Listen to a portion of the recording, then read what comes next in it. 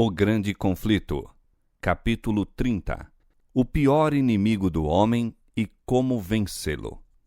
Porei inimizade entre ti e a mulher, e entre a tua semente e a sua semente. Esta te ferirá a cabeça, e tu lhe ferirás o calcanhar. Gênesis 3:15.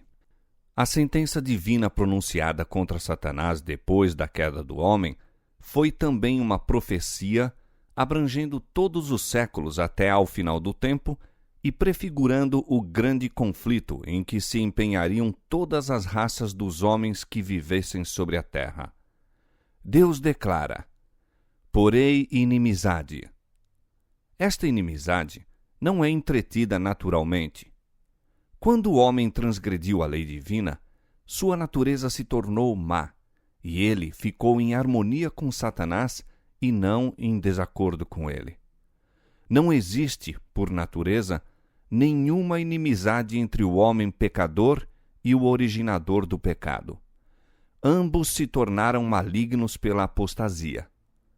O apóstata nunca está em sossego, exceto quando obtém simpatia e apoio, induzindo outros a lhe seguir o exemplo. Por este motivo, os anjos decaídos e os homens ímpios se unem em desesperada união. Se Deus não se houvesse interposto de maneira especial, Satanás e o homem teriam entrado em aliança contra o céu, e ao invés de alimentar inimizade contra Satanás, toda a família humana se teria unido em oposição a Deus.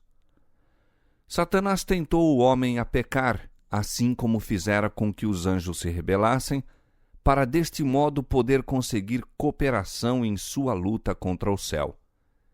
Nenhuma dissensão havia entre ele e os anjos caídos no tocante a seu ódio a Cristo. Ao passo que em todos os outros pontos havia discórdia, uniram-se firmemente na oposição à autoridade do governador do universo. Mas quando Satanás ouviu a declaração de que existiria inimizade entre ele e a mulher, e entre a sua semente e a semente dela, compreendeu que seus esforços para depravar a natureza humana seriam interrompidos, que por algum meio o homem seria habilitado a resistir ao seu poder. A inimizade de Satanás contra a raça humana é avivada pelo motivo de serem as criaturas humanas, mediante Cristo, objeto de amor e misericórdia de Deus. Ele desempenha em subverter o plano divino para a redenção do homem, desfigurando e corrompendo a obra de suas mãos para lançar desonra a Deus.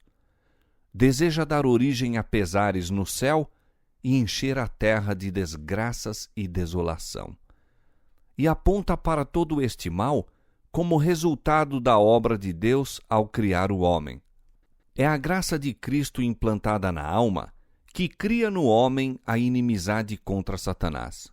Sem esta graça que converte, e este poder renovador, o homem continuaria cativo de Satanás como servo sempre pronto a executar-lhe as ordens. Mas o novo princípio na alma cria o conflito onde até então houvera paz. O poder que Cristo comunica habilita o homem a resistir ao tirano e usurpador. Quem quer que se ache a aborrecer o pecado em lugar de o amar, que resista a essas paixões que têm dominado interiormente e as vença, evidencia a operação de um princípio inteiramente de cima. O antagonismo que existe entre o Espírito de Cristo e o de Satanás revelou-se na maneira muito flagrante com que o mundo recebeu a Jesus. Não foi tanto porque ele aparecesse sem riquezas, pompas ou grandiosidade mundanas que os judeus foram levados a rejeitá-lo. Viam-no possuir poder que faria mais do que compensar a falta dessas vantagens exteriores. A pureza e santidade de Cristo, porém, valeram-lhe o ódio dos ímpios. Sua vida de renúncia e impecável devotamento era perpétua reprovação a um povo orgulhoso, sensual. Foi isto que provocou inimizade contra o Filho de Deus. Satanás e os anjos caídos uniram-se aos homens maus. Todas as energias da apostasia conspiraram contra o campeão da verdade. É manifesta em relação aos seguidores de Cristo a mesma inimizade demonstrada para com o Mestre. Quem quer que veja o caráter repelente do pecado e na força do alto resista à tentação, certamente suscitará a ira de Satanás e de seus súditos. Ódio aos puros princípios da verdade e opróbrio e perseguição a seus defensores existirão enquanto houver pecado e pecadores. Os seguidores de Cristo e os servos de Satanás não podem harmonizar-se. O agravo da cruz não cessou.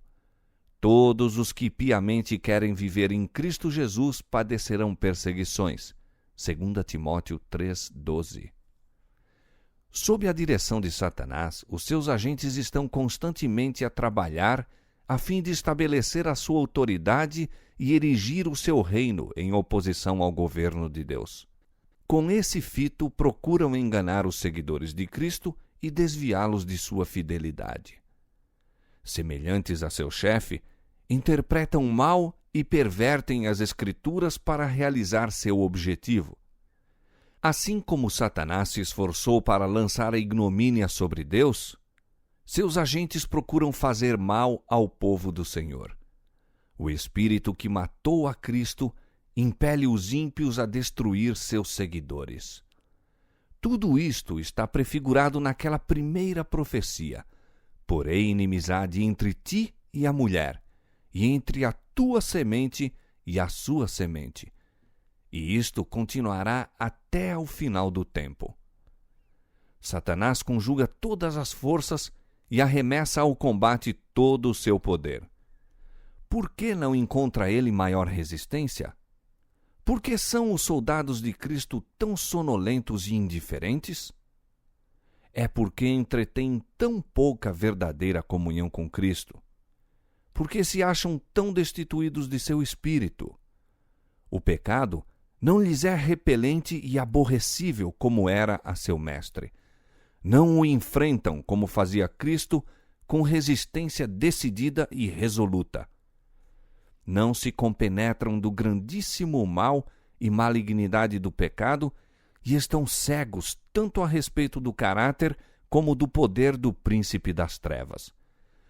Pouca inimizade há contra Satanás e suas obras, porque há tão grande ignorância a respeito de seu poder e maldade e da grande extensão de sua luta contra Cristo e sua igreja. Multidões estão iludidas neste ponto.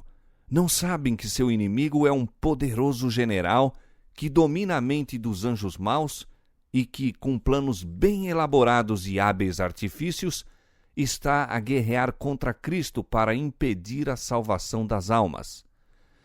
Entre os professos cristãos e mesmo entre os ministros do Evangelho, raramente se ouve uma referência a Satanás, exceto talvez uma menção ocasional do púlpito.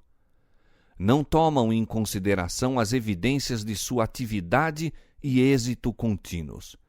Parecem ignorar-lhe a própria existência. Enquanto os homens se acham em ignorância quanto aos seus estratagemas, este vigilante adversário se põe em seu caminho a cada momento.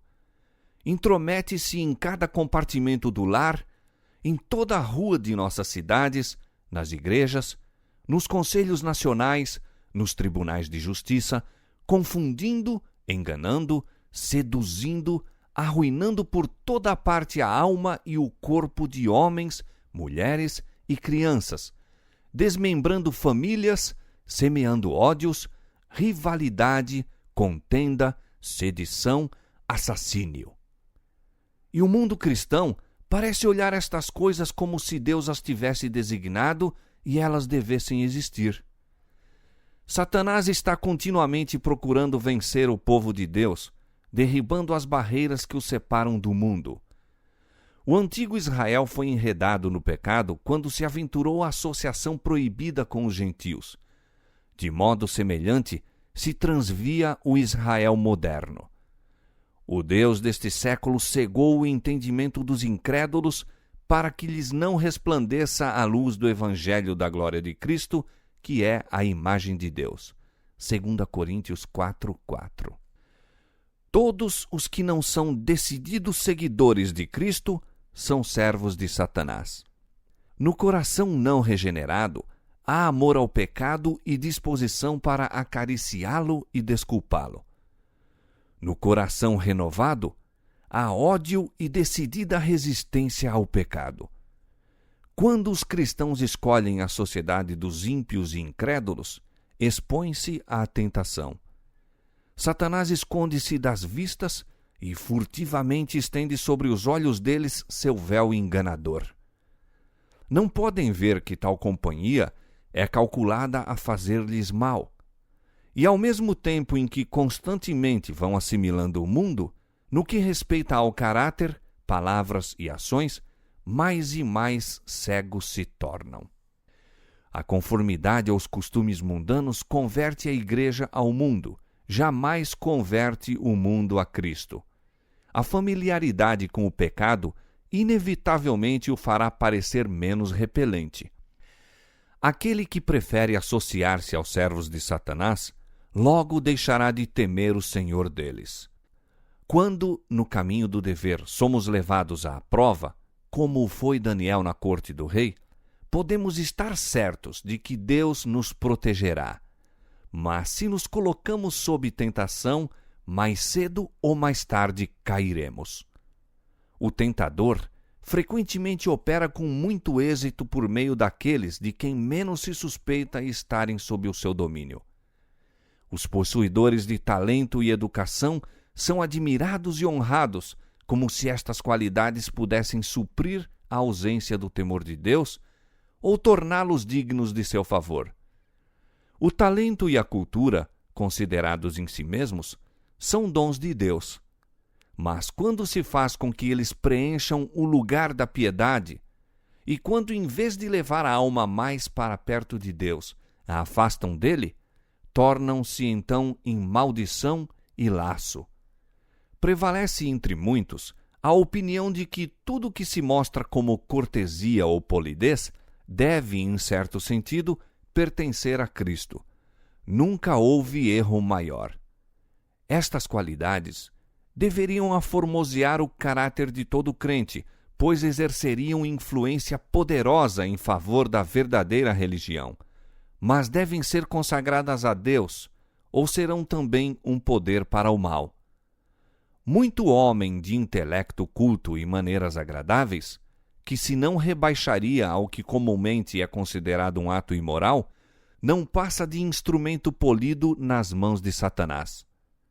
O caráter insidioso, enganador de sua influência e exemplo, torna o inimigo mais perigoso da causa de Cristo do que os que são ignorantes e não têm cultura. Mediante oração fervorosa e confiança em Deus, Salomão obteve a sabedoria que provocou o assombro e admiração do mundo. Quando, porém, se desviou da fonte de sua força e passou a confiar em si mesmo, caiu presa da tentação. Então, as maravilhosas faculdades concedidas ao que foi o mais sábio dos reis apenas o tornaram um agente mais eficaz do adversário das almas.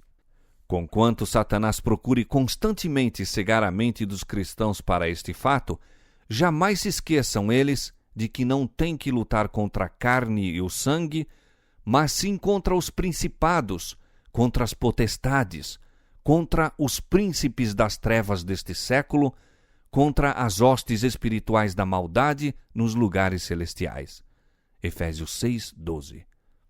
Através dos séculos está a soar até ao nosso tempo o aviso inspirado: sede sóbrios, vigiai, porque o diabo, vosso adversário, anda em derredor, bramando como leão, buscando a quem possa tragar. 1 Pedro 5:8. Revesti-vos de toda a armadura de Deus para que possais estar firmes contra as astutas ciladas do diabo. Efésios 6:11. Desde os dias de Adão até os nossos tempos, nosso grande inimigo tem estado a exercer seu poder de oprimir e destruir.